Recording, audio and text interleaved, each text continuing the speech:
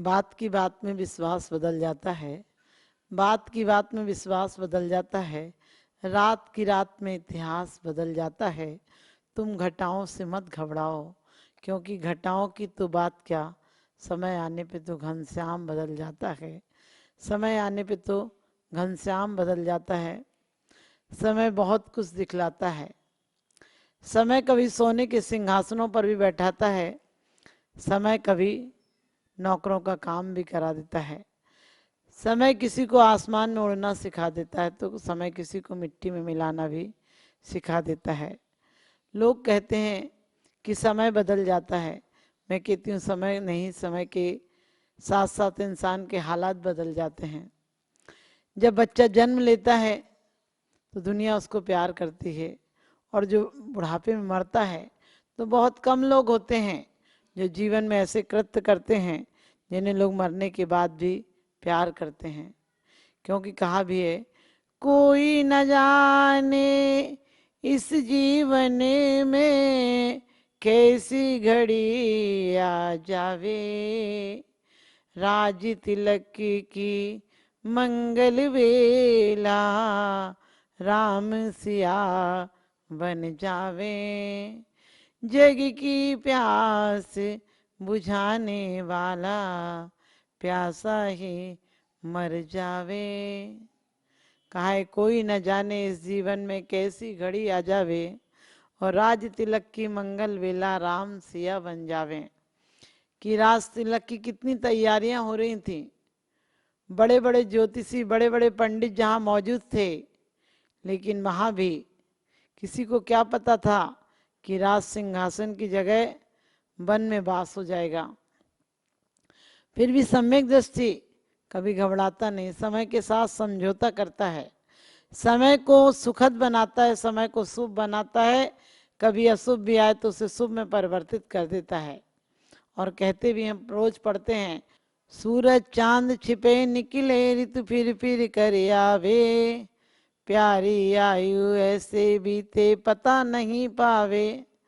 सूरज चांद छिपे निकले ऋतु फिर कर आवे, कि वास्तव में ऋतुएं तो जाती हैं फिर आ जाती हैं, लेकिन इंसान जाता है उसके बाद फिर लौट कर नहीं आता।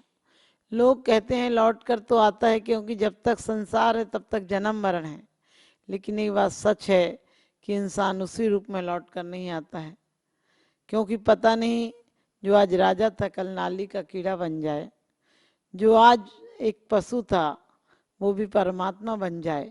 इसलिए हर इंसान की कीमत करना सीखो, समय की कीमत करना सीखो। लोग कहते हैं समय वक्त नहीं देता है। मैंने कहा वक्त भी देता है, और इंसान को वक्त पर इंसान की पहचान करा देता है। लोग कहते हैं समय के पास कुछ नहीं होता है, लेकिन मैं कहती हूँ समय बहुत कुछ होता है। समय कुछ देता नहीं है, लेकिन समय इंसान की पहचान करा देता है। आपने देखा होगा, जब समय अच्छा होता है आपका तो आपके पास सारी सुविधाएं होती हैं, और कब जब समय विपरीत होता है तो अपने भी बदल जाते हैं, शरीर भी बदल जाता है। जो बचपन में एक नन्हा मुन्ना सा मासूम की तरह बच्चा पैदा होता है, वही बुढ़ापे में रोगग्रस्त हो जाता है और मर जाता है। क्योंकि कहते हैं सूरज चांद छिपे निकले, लोग समय को बदलता हुआ कहते हैं, लेकिन समय के साथ इंसान बदलता है, उसकी चाहतें बदलती हैं, उसके ख्यालात बदलते हैं। और जो मालिक होता है एक दिन वही नौकरों से बदतर जिंदगी बिताता है। जो बच्चे माँ बाप से पैसे मांगते थे, वही बड़े होने पर माँ बाप उनसे मोहताज हो जाते हैं। लेकिन मैं कहती हूँ समय के साथ यदि कीमत करना है समय की, तो रामचंद्र जी जैसे समय की कीमत करो, जिन्होंने अपने पिता के वचन के लिए राज्य को ठुकरा दिया था। सब बहुत दुखी थे, दशरथ भी दुखी थे, लेकिन उन्होंने एक ही बात कही थी, पिताजी आप आशीर्वाद दें, इस राज्य की तो सीमा है, लेकिन उस राज्य की कोई सीमा नहीं, जंगलों की कोई सीमा नहीं होती है, और आपके आशीर्वाद से मैं वहाँ रह सकूं, आप ऐसा आशीर्वाद दीजिए एक बेटा बाप के काम आ सके, इससे बड़ा सौभाग्य और क्या होगा। इसके आगे राज्य की क्या कीमत होती है सोचना। रामचंद्र जी ने राज्य ठुकरा दिया था, आज लोग पैसे के पीछे बाप को ठुकरा देते हैं। बच्चे जब छोटे होते हैं तो माँ बाप से कहते हैं मेरे हैं मेरे हैं, लेकिन जब बच्चे बड़े हो जाते हैं तो लड़ते हैं कि तेरे हैं तेरे हैं, तू रखेगा तू रखेगा।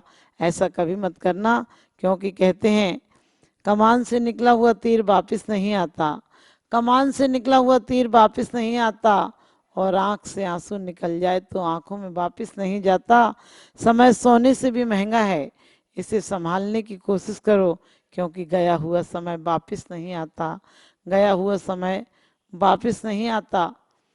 समय बहुत कीमती है, समय की कीमत हमें अभी पता नहीं चलती है, लेकिन जब किसी की धड़कन रुक जाए तब पता चलता है। जब भी कोई मर जाता है तो लोग कहते हैं मुंह दिखा दो।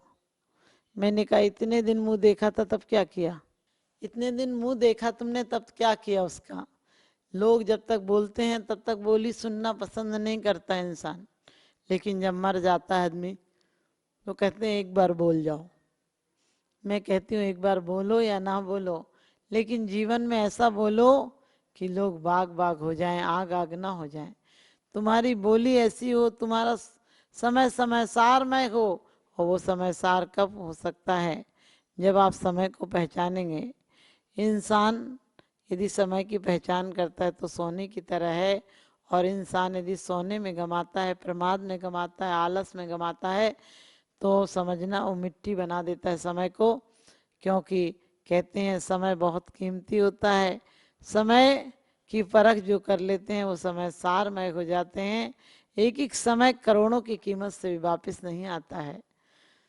समय हमें खबर देता है, मौत हमें बेवजह नहीं आती है, मौत बेसमय नहीं आती है। पहले कानों के पास खबर देती है, बाल सफ़ेद कर देती है, सबसे पहले बालों पर ही सूचना देती है कि मैं आने वाली हूँ। फिर चेहरे पर झुर्रियाँ पड़ जाती हैं, कान से भी सुनाई कम पड़ने लगता है, क्योंकि कान भी कहते हैं कब तक ये तुम्हारी राग देश की कथाएं सुनेंगे, तुम इससे कानों से अच्छी बातें सुनो। मुख से मुख बोलना इनकार कर देता है। एक बार एक बूढ़ा बाप था, मरना सन डला हुआ था, और समाज के लोग उस धर्म के लिए, मंदिर के लिए चंदा लेने आए। तो पिताजी इशारा कर रहे थे, क्योंकि बोल नहीं पा रहे थे कि वो रखा है, सामने पैसा रखा है, लेकिन बेटे को देना नहीं था। तो बेटा बोला बापूजी कह रहे हैं जो पैसा है वो मकान में लगा दिया। आप देख नहीं रहे पिताजी दिवाली की दीवालों की तरफ इशारा कर रहे हैं कि जो पैसा था मकान में लग गया, अब कुछ नहीं है। आप सोचो कि आप जिस बेटों को अपनी जायदाद दे देते हो, वे बेटे तुम्हारे सामने सामने तुम्हें दान धर्म पूजा से इनकार कर देते हैं। जिस घर में आपकी जवानी थी तो घर में लोग आपकी इज्जत करते थे, लेकिन आपका जब बुढ़ापा आ जाता है तो लोग आपसे बात करना पसंद नहीं करते हैं। जिस घर में, जिस कमरों में शुरू शुरू में शादी के 1-2 साल तक परफ्यूम और क्रीम की खुशबू आती थी, भाई बाद में विक्स और बाम की आने लगती है, और अंत में तो पता नहीं किस किस चीज़ की बदबू आने लगती है। इसी प्रकार से जो जीवन का श्रृंगार तप और संयम से करते हैं, जो जीवन को, समय के मूल्य को पहचानते हैं, वो उनके जीवन में तमाम जिंदगी उनके शरीर से, उनकी आत्मा से जो खुशबू आती है उससे लोग आनंदित हो जाते हैं। और जो पाप में, व्यसन में समय गंवाते हैं, उनका समय व्यर्थ चला जाता है, और व्यर्थ तो जाता ही है। आप विचार करो, सुबह सुबह क्या करते हैं आप? अखबार पढ़ने बैठ जाते हैं, टीवी पर न्यूज़ देखने बैठ जाते हैं। क्या आता है? कहते हैं बैराग उपावन माही चिंतो अनुप्रेक्षा भाई, और पाप उपावन माही टीवी तुम देखो भाई। यदि पाप का उपार्जन करना है तो टीवी को देख लो। टीवी में कैसे कैसे ऐड आते हैं, संडे हो या मंडे रोज खाओ अंडे, और ये सब देखोगे और इसको अपने जीवन में लाओगे तो तुम्हें पड़ेंगे प्रतिदिन डंडे, यानी तुम उस जानवर की तरह हो जाओगे जिसका कोई अपना बसेरा नहीं होता है। जबकि तुम्हारा जीवन एक बीज की तरह है, इसे बट वृक्ष भी बना सकते हो और इसे राख भी बना सकते हो, इसे जला भी सकते हो और इसे फला भी सकते हो। इसे फल में डालोगे, इसे भूमि में डालोगे, लेकिन समय पर डालना। लोग मौत का इंतजार करते रहते हैं, मौत आएगी तब कुछ कर लेंगे, आखिरी टाइम में धर्म कर लेंगे। ध्यान रखना, आखिरी टाइम में क्या पता है होश होगा या नहीं होगा। इसलिए हमारे आचार्यों ने कहा है, दौलत राम जी ने भी छैडाला में कहा है, जब लो न रोगी जराग है, तब लो झटत निज हित करो, जब लो न रोग जरा गहे तब लो झटत निज हित करो, क्योंकि सारी सूचनाएं मौत ने दी हैं। मौत ने कितनी मौतें तुम्हें दिखाई हैं ताकि तुम समझ जाओ, लेकिन इंसान अपना समय बर्बाद करने में लगा रहता है। जब वेंटिलेटर पे पड़ा होता है तब पता चलता है श्वास थी और उसकी कितनी कीमत थी। जब एक दिन में हजारों का बिल बन जाता है तब पता चलता है कि श्वास इतनी अनमोल थी, इसे हमने ऐसे ही गंवा दिया। इन श्वासों को सार्थक बनाना है, हमें एक श्वास को भी व्यर्थ नहीं गंवाना है, वरना तुम्हारा हाल वही होगा। एक व्यक्ति आया और उसका थोड़ा सा पजामा नया बनवा कर लाया था, थोड़ा लंबा हो गया, तो उसने अपनी माँ से कहा कि माँ कल पहन के जाना इस पजामे को, आप इसे थोड़ा सा 4 अंगुल कम कर देना। उसकी माँ बोली बेटा मुझे ठीक से दिखता नहीं, अपनी पत्नी को कह जा, वही कर देगी तेरे काम को। और पत्नी से कहा, पत्नी बोली माँ खाली तो बैठी रहती, फिर भी मना कर दे, चलो मुझे मिलेगा तो ठीक है, बाकी आप एक बार अपनी बहन से कहते जाओ, वो भी कुछ काम नहीं करती है। उसने मजबूर होकर अपनी बहन से कहा कि देख लेना मुझे कल पार्टी में जाना है और ये पजामा थोड़ा सा काट के छोटा कर देना। बहन ने उस समय कहा समय मिलेगा तो कर दूंगी, लेकिन बाद में विचार किया कि भाई से तो पैसे लेती हूँ, कर ही देती हूँ इसको।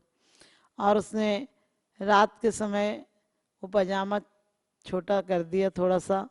माँ को ख्याल आया कि बेटे बुढ़ापा है, बेटे का काम कर दो वरना नाराज हो जाएगा, और थोड़ा सा पजामा काट कर माँ ने भी 4 अंगुल कम कर दिया। पत्नी को ख्याल आया कि ये दोनों ने ना जाने किया होगा या नहीं किया होगा, घर में बोलचाल तो था नहीं आपस में, और पत्नी ने भी उठाया पजामा और तह के तह में 4 अंगुल काट कर छोटा कर दिया। और वह जब प्रोग्राम में गया और कपड़े बदलना थे, नया पजामा उठाया तो आप समझ गए पजामा का क्या हो गया, नेकर हो गया।